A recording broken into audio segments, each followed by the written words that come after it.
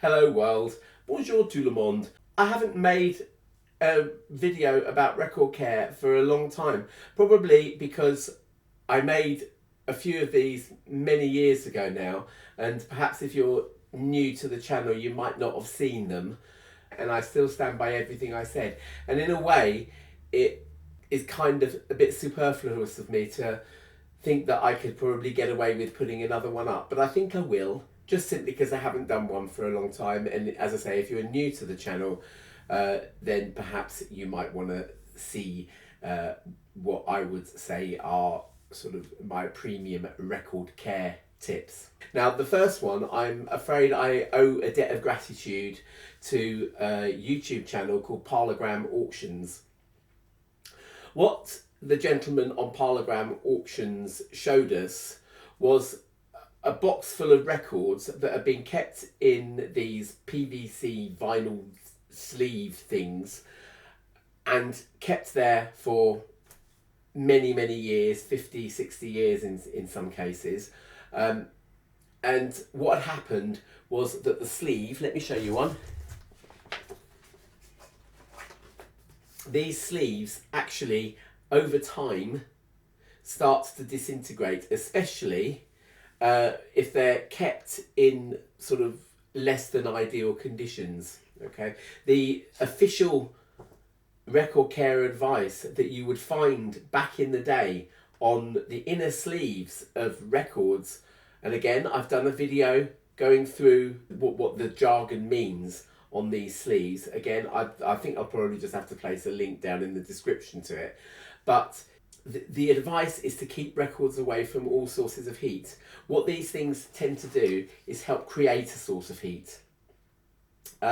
Inside a record, the actual inner sleeve of the record quite often has like an anti-static lining in it, which is good because it helps keep dust away.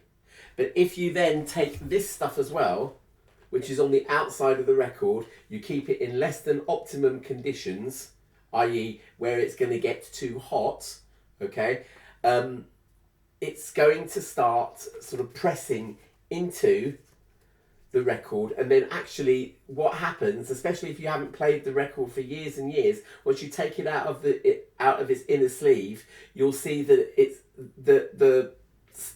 this and the anti-static inner sleeve will start to gunk up and then create a real mess on a record, which is just about impossible to clean off. So I have got, this is my advice to you as well. These things are a pain in the arse. Sorry, mother, for the language, but yeah, they are. They slip, they slide everywhere. They're just one extra thing to have to store on a record shelf. You'll actually find that your sleeves, you'll be able to fit more records on your shelf once you've started to divest yourself of loads of these. And I'm actually getting rid of them. There's some. There's more. There's another one. And I have yet more to get rid of on my records on my shelf. The thing is that record companies, they obviously make their money off the records, but shops and retailers also make a huge amount of money trying to sell you things that you don't need. In particular, HMV, who will try, a bit like when you buy the shoes and you got to get the shoe polish and an extra pair of laces and another brush and this, that and the next thing, because the shoe shop actually makes a ton of money on those accessories. And it's the same with these things. Yeah, HMV in particular will try and flog you those every time you buy a record. Or we can do 10 for £7.50. That's only 75p each. Yes, I know. But if you'd seen the damage, go and check out that Parlogram Auctions video. Again, I'll try and remember to leave a link down there. But you'll see the actual mess that this created on records. Okay, so that is my number one tip for today. Is you know, if you've got tons of these, perhaps look at the condition of them. Consider getting rid of them. Okay, store records upright. The other thing is no sort of pressure going that way, no pressure going that way, upright. Because again, if you've got a great big pile of records, I haven't got a great big pile of records in front of me, thankfully, because I've done a tidy up. But if you've got records and you store them flat like that, and this great big weighty pile of records, you are going to be pressing dust into those records. Dust is another great enemy, as heat and dust, the two big enemies of storing records. Okay. Yeah, I'd also say play your records. Actually play them. They are not relics from the past. It might seem so nowadays because you can go on Spotify and you can listen to all the music that you like for £10 a month, or Apple Music or whatever, 10 quid a month, and you have got billions of songs that you can listen to. It's not the same experience as playing a record.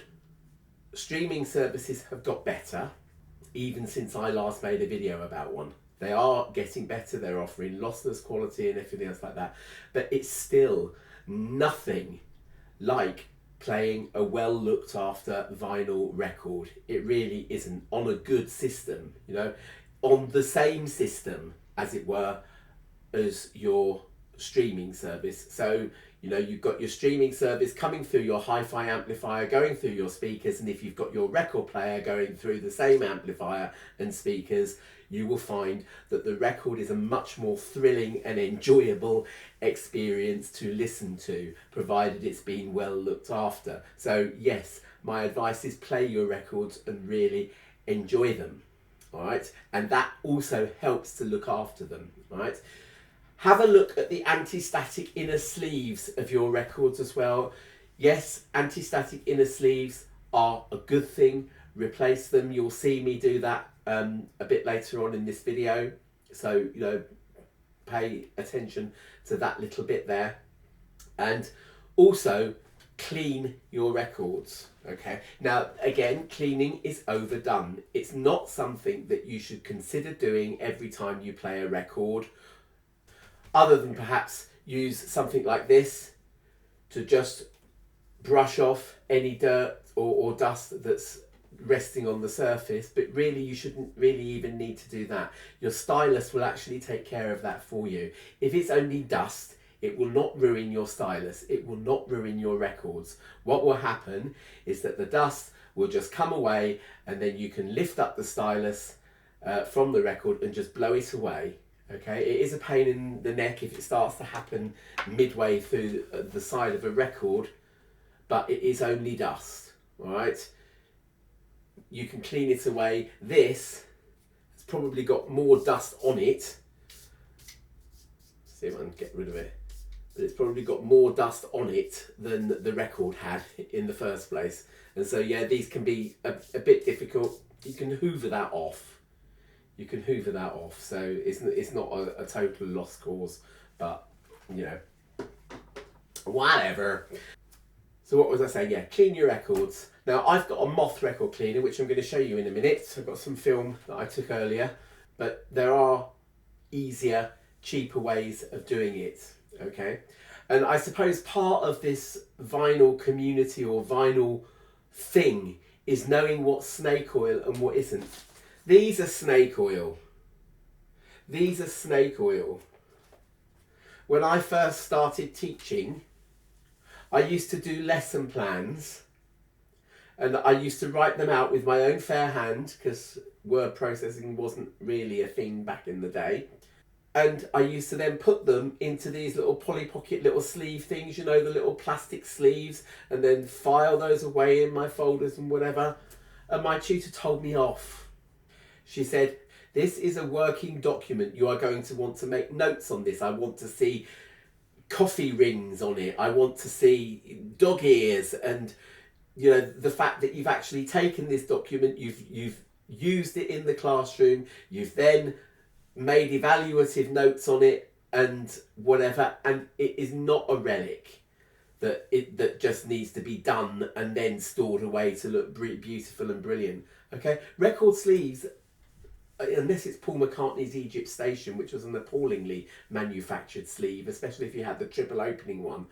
But yeah, record sleeves, yeah, they do split after a time, but not if you look after them properly. If you look after them, they will last absolutely years. I'm not going to suggest you get them dog-eared and stick a cup of coffee on there, but what I am going to suggest is that you're not going to handle your records so badly that you need to put them in these bloody sleeves, right? Because they're, you know, it's just a pain in the neck. It's a pain in the neck. It's costly, and it's just really unnecessary if you're looking after the things, you know, not kid gloves. Ooh, like, you know, don't touch this 16th century manuscript, anybody. But, you know, it's just be normal with them. Just be normal with them. They are remarkably resilient, right? Just don't leave the sleeves all over the floor. Leave the records on the floor so that, you know, put them in the wrong sleeves and all this kind of rubbish. You know, put them away once you've played them, but, you know, just be normal and look after them as you would reasonably expect to look after anything else. Okay, you don't have everything else in these blooming things, all right? So that is snake oil. I would say that's snake oil, but one thing that isn't snake oil is record cleaning fluid. Record cleaning fluid is essentially, again, now there are degrees of snake oil. Okay, I have always said, don't go out and follow a YouTube video where they tell you how to make record cleaning fluid. Because the thing is that something that they might have found out about and found out something that works for them might not necessarily work for you, depending on where you are, what chemicals you can get, whether 5 years ago they made such and such a particular detergent with such and such a TH chemical compound, whatever, and now they don't make it with that same compound. They make it with TX compound instead because such and such a thing's been banned, whatever, and these might have a different effect on your records. At the end of the day, you don't want to degrade them, right? But the number one thing to do is to know that it is essentially IPA, isopropyl alcohol, a high level of it, a high percentage level of it, as high as you can get, and distilled water. Okay, I don't know in what parts of which and what parts of the next, and then an absolutely, for, you know, a container of maybe 2 litre container or something, an nth of a drop of a particular type of detergent. Now I don't know what that is, okay, but I would expect companies like Moth, for example, to know what goes in record cleaning fluid. Now people say that isopropyl alcohol is not the best thing to use for a record cleaning fluid, but I actually think it is. Okay, I actually think it is. It dries nice and quickly, you know, within minutes. Even if you haven't got a Moth record cleaner or a Hoover based record cleaner like I have, you might have a Bath record cleaner, the Disco Anti-Stat. Okay, I'll put a link to that down the bottom there. But the Disco Anti-Stat record cleaning bath thing is a much cheaper way of cleaning records. It's a few pounds for the initial kit, which will include some fluid as well. And then basically it takes about 20 minutes to actually dry a record, depending on how hot it is in your environment. But yeah, the actual fluid itself, you know, buy that. And isopropyl alcohol. There are other chemical based record cleaners available, some much more expensive, and again, you can read the hi-fi magazines and they will be able to tell you that they could hit an nth of an extra bit more detail. You know, them with their sort of listening ears that are probably older than mine, You know, think my ears are 53 years old now. You know, all our hearing drops off over time. And yes, of course, there's a difference between various different hi-fi setups. And there will be ones you like and ones you don't. And it is, I would say, as a music enthusiast, I would say it is your duty, your solemn duty, to investigate and see, why is that one 10 times more expensive than this one? Will I be able to hear the difference? Yes, you probably will. But whether or not you'll actually like that difference is another thing. So yes, there is that. But in between that, or beyond, above and beyond that maybe, there are the people who will say that they can hear a difference between a record cleaned with isopropyl alcohol and a record that's been cleaned with higher grade record cleaning fluid. Higher grade meaning much more expensive. And I think that is snake oil. But don't trust people who say, you know, I've heard and seen in my time all kinds and all manner of ways that people have said that it is possible to clean records. From using PVA glue, don't. If anything, it might look fabulous when it's being demonstrated on a YouTube video, but it takes forever. It takes forever, and the thought of anybody leaving even the slightest trace of glue, a bit of dust won't matter on a record. It will come away as the record's being played. A bit of glue will take that diamond off of the end of your stylus. So just don't. So just don't. So there's glue.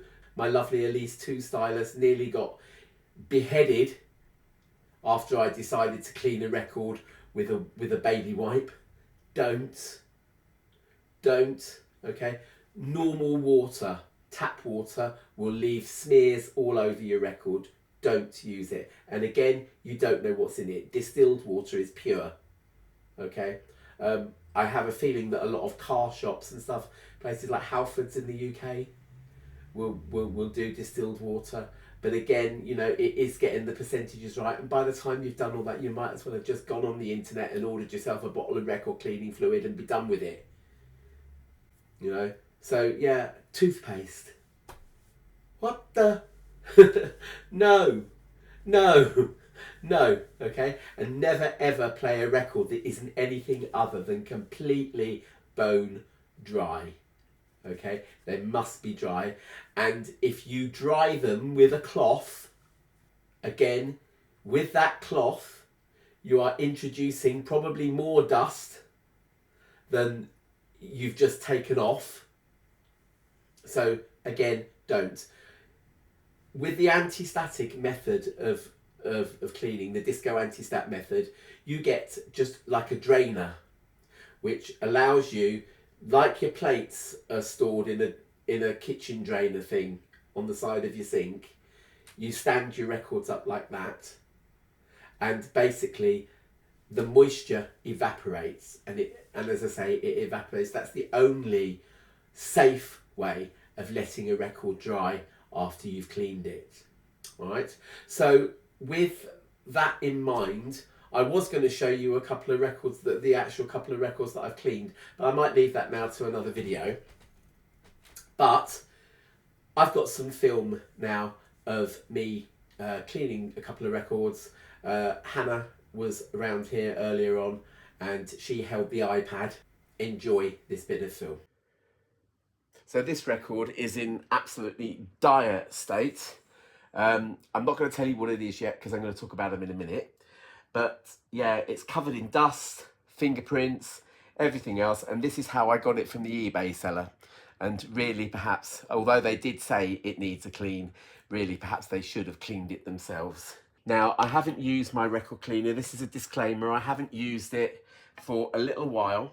And what tends to happen is that the bristles on the brush, can you see the brush? Tend to dry up. And then what happens is that it's very hard to get a film across at least the first side when you try and clean it. So I'm gonna turn the machine on. Hannah, who's filming, has not heard this record cleaner in action before, she is going to be deaf. Alright, so we turn it on and get it spinning round. Let's go the other way for a minute.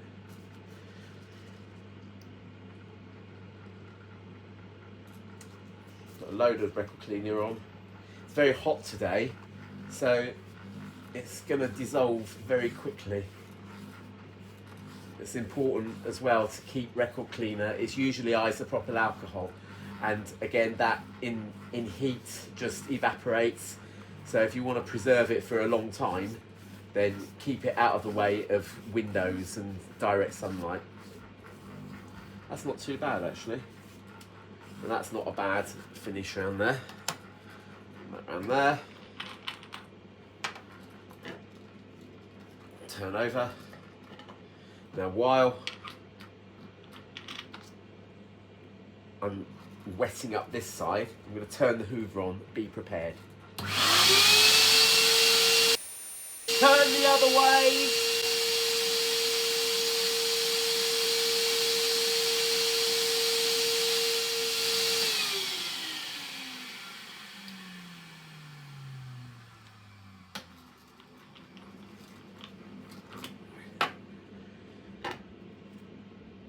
Nice and dry, nice and clean. Miraculous, isn't it?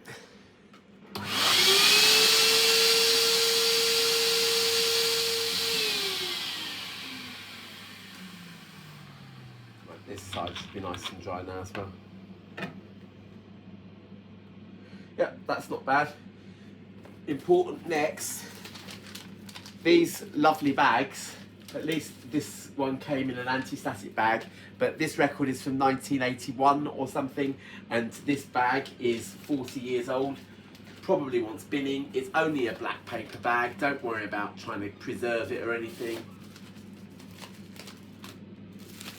Slip on a clean record sleeve. There we go. And then that can go in its other sleeve.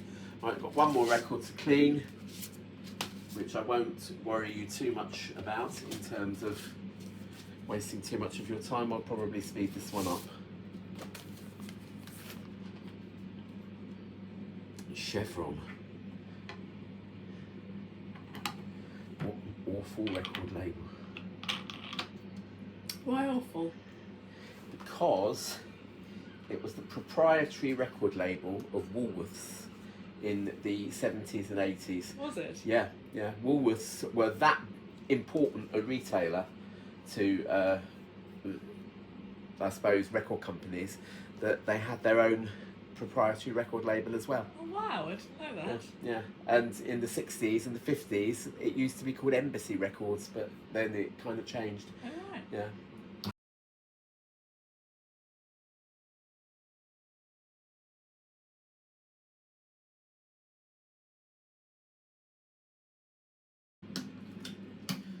I think we're done here. One more cover.